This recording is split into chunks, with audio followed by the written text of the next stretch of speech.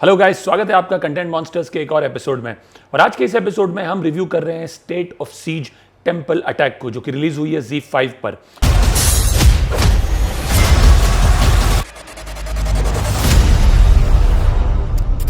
अब इस फिल्म के मुख्य कलाकार हैं अक्षय खन्ना, अभिमन्यु सिंह, गौतम रोड, विवेक दहिया, समीर सोनी और परवीन दबास।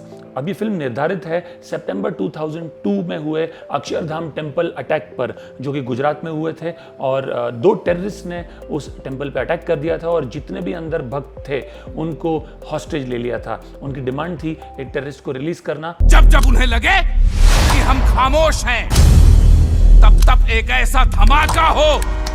किस तरह से NSG के ब्लैक कैट कमांडोज पहुंचे वहां पे और किस तरह से उन्होंने इन टेररिस्ट को न्यूट्रलाइज किया, ये फिल्म उसी इंसिडेंट को लेकर है। और इस फिल्म में अक्षय खन्ना NSG कमांडोज को लीड कर रहे हैं इस ऑपरेशन में उन टेररिस्ट के खिलाफ।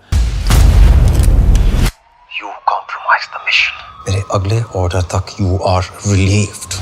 आई थिंक अक्षय खन्ना का ये फॉरे है into the digital content space. ये पहला कंटेंट पीस है जो उन्होंने डिजिटल स्पेस में किया है, and I think this is a good debut for him in this space. I also think this is the space that would suit Akshay Khanna very well, because he is someone who blends into the character very easily and yet stands out. I also think he's clearly a talent who's underutilized in Bollywood or the Hindi film industry. He needs to be used and seen a lot more. मुझे अंदर भेज दीजिए sir, ये काम कर सकता हूँ। खबरदार मुंडे हो। एनर्जी आ चुकी है। साहस की विजय सर, साहस की विजय। And I think this space will give him the platform to showcase his craft in full flow. Like I said, I think he's given many memorable performances over the years, whether it's Border, Dil Chahta Hai, Hangama, Article 15 a couple of years back, but I still believe he's been underutilized, and in this space will definitely serve as a great platform for a talent as good as he is. अब तीन खास बात है इस film की। पहले तो जिस टॉपिक पर ये फिल्म बनी है, जो कि अक्षरधाम टेंपल अटैक है, इस पर कोई फिल्म पहले बनी नहीं है। So in that sense, the storyline, the plot is unique. नई चीखें, नए जख्म, नई तबाही। जैसे कि मैंने कहा, Akshaye Khanna, I think he outshines everyone. He lifts the film to another level, and his performance clearly is the stand out, and for him to foray into this space is very exciting news for his fans and fans of cinema in general.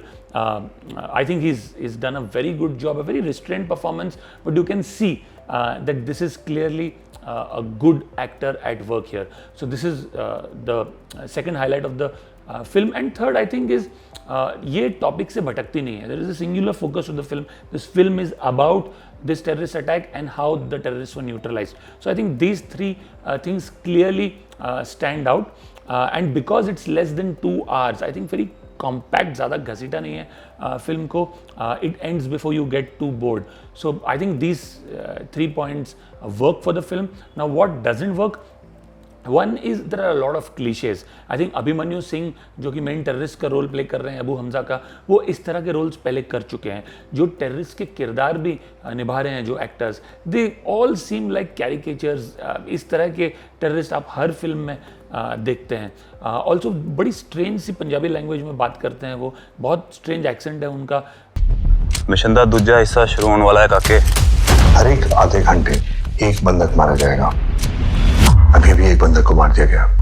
So I think cliches बहुत है, especially in the kind of actors who playing the terrorists.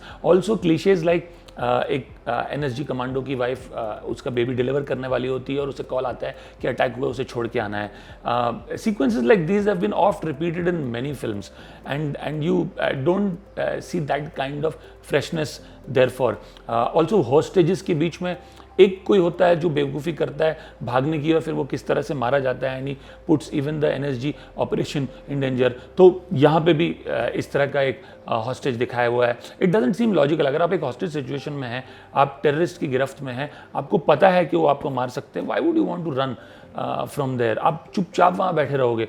तो इस तरह की क्लिशेज से abound करती है ये film. So that seems a bit strange. दूसरा, फिल्म की शुरुआत में भी कहा गया है कि this is a fictionalised account of what happened during those times.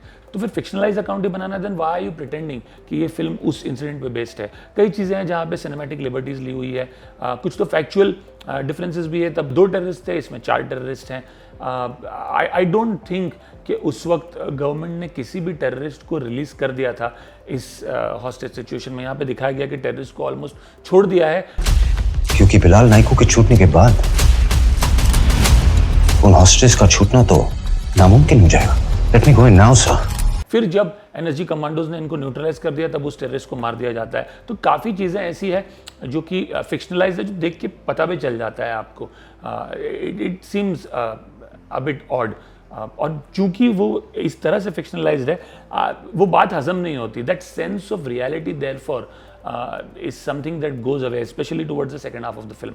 और जो थर्ड नेगेटिव है मेरे हिसाब से, वो ये है कि एक नेल बाइटिंग टेंशन या नेल बाइटिंग ड्रामा जो है ना, स्पेशली सेकंड हाफ में की सीक्वेंसेस में, वो मिसिंग है. खास करके जब आप याद करते हैं नीरज पांडे के कुछ फिल्म्स, जैसे कि बेबी हो, जैसे कि स्पेशल ऑप्स हो, you are at the edge of your seat constantly in some of these web series और films that Neeraj Pandey made.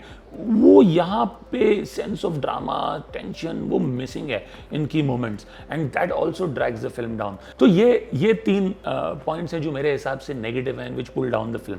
अब क्लियरली Z5 का इरादा क्लियर है कि आई थिंक वो स्टेट ऑफ सीज को एक फ्रेंचाइज बनाना चाहते हैं. पहले उन्होंने वेब सीरीज बनाई थी जो स्टेट ऑफ सीज 26/11 के अटैक के बारे में थी. इस बार अक्षरधाम टेम्पल के अटैक के बारे में.